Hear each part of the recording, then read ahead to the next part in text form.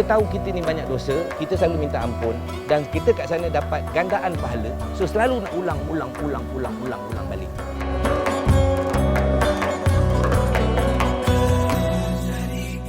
Assalamualaikum macam Tuan Haji. Waalaikumsalam.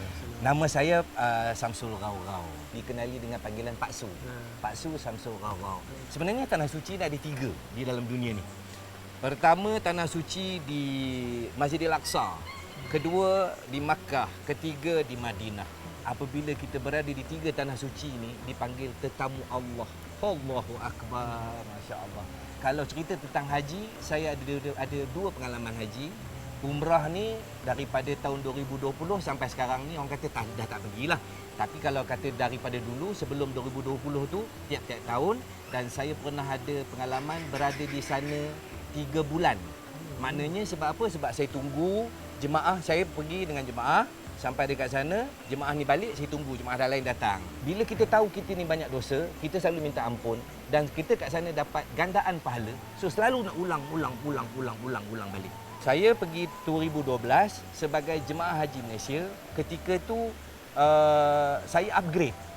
Saya ada kenderaan, saya ada duit, saya jual kenderaan saya ada duit saya dan saya top up untuk package tabung haji travel dan saya naik, orang kata naik hotel yang besar sikit lah.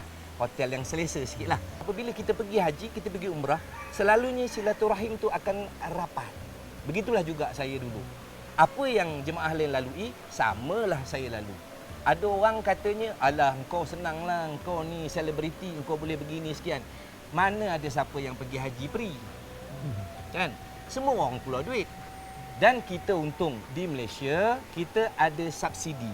Siapa yang jadi jemaah haji Malaysia kena fikir, aku ni nak buat haji apa? Memanglah haji mabrur. Haji mabrur itu adalah conclusion. Tetapi sebelum kita nak buat haji, kita kena belajar. Haji tamatuk ni apa?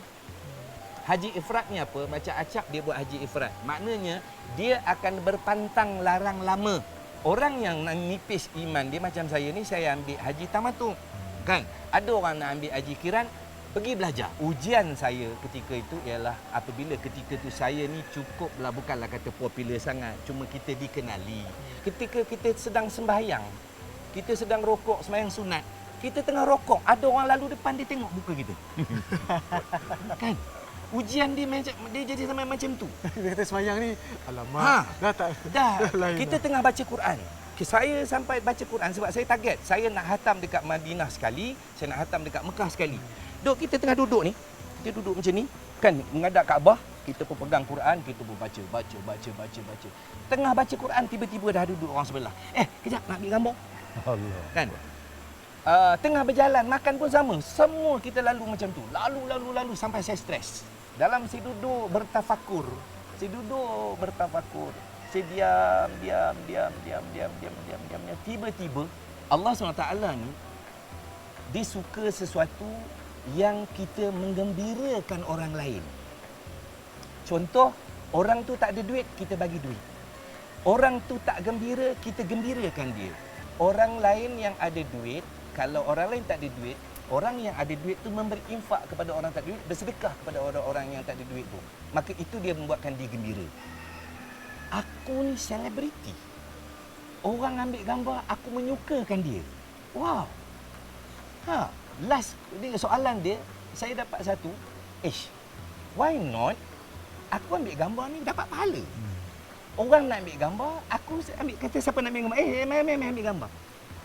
Akhirnya, saya dapat satu conclusion yang mengatakan, ya Allah, aku ada satu kelebihan yang orang lain tak ada, gembirakan dia, dan selepas beberapa puluh tahun, saya pergi haji 2012, sekarang 2023, gambar-gambar yang orang dah ambil dulu, sekarang dia post balik dan pengalaman yang dia tulis di bawah tu, sekarang ni ya Allah, dia cakap, Masya Allah. Rupanya yang kita rasa tension tu sebenarnya tak ada apa-apa, kita menggembirakan orang lain, Allah bagi kita pahala pula. Allah sebut dalam Al-Quran, A'udzubillahi minasyaitonirrajim, Allazi khalaqal mauta wal hayata liyabluwakum ayyukum ahsanu amala. Kata Allah, akulah yang menghidupkan, akulah yang mematikan, aku akan nilai semua manusia ini daripada apa yang diamalkan oleh dia. Dan saya harap, saya doa, ya Allah, aku tidak ada duit, aku tidak ada harta yang banyak untuk aku infakkan.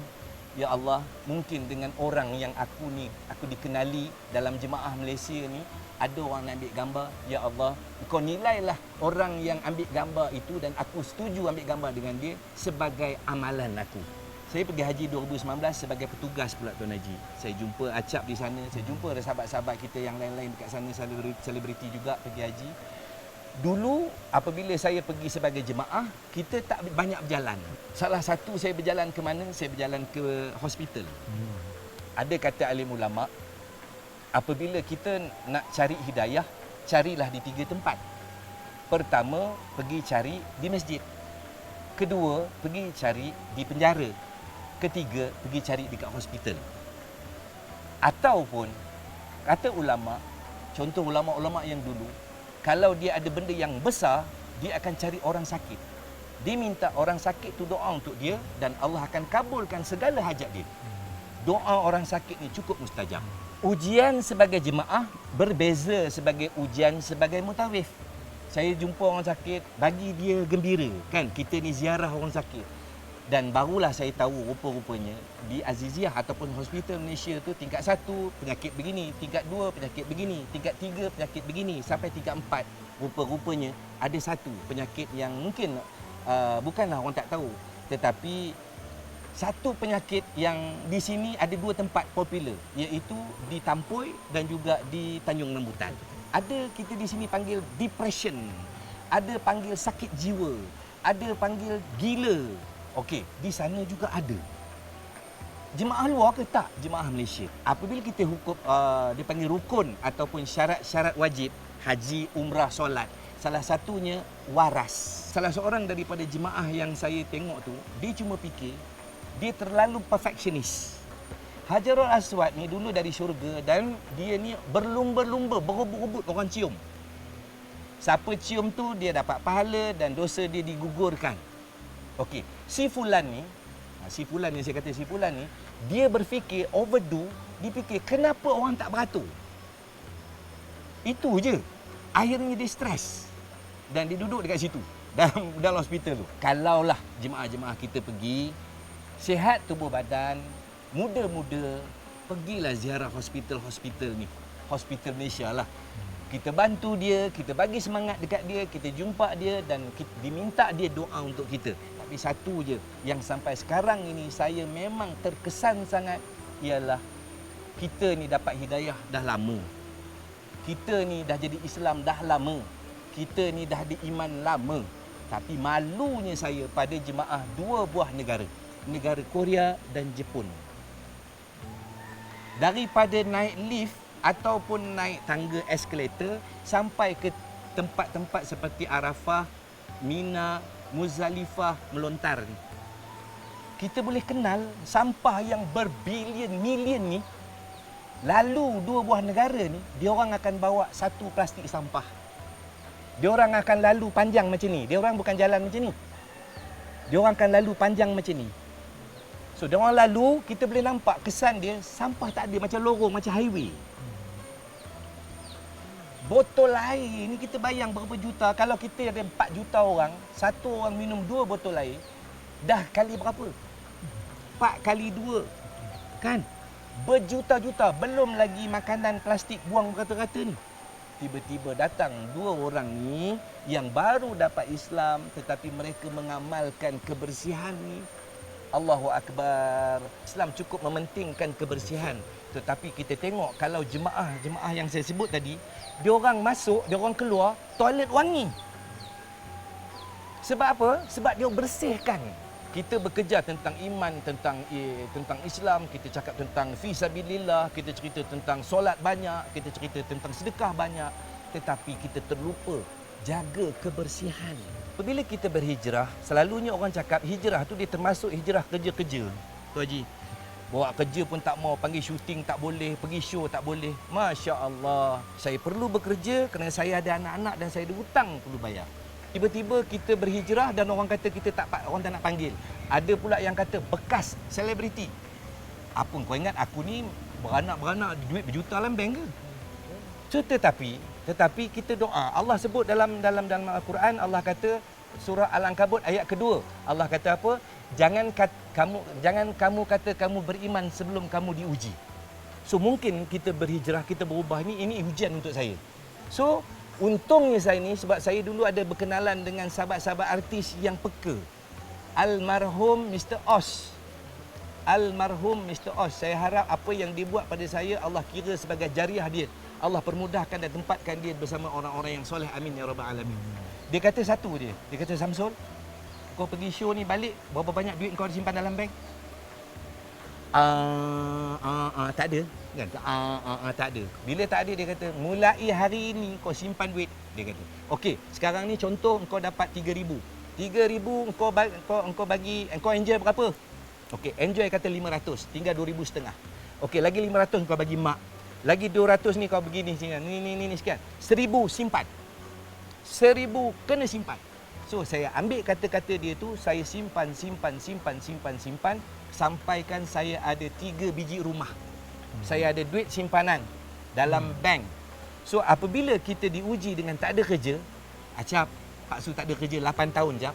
Dia anak makan, anak sekolah, anak itu, anak ini, kos semualah. So kita ada rumah, jual.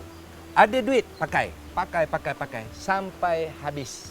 Ada sahabat Nabi sebut, jika kamu kejar dunia, kamu akan rugi.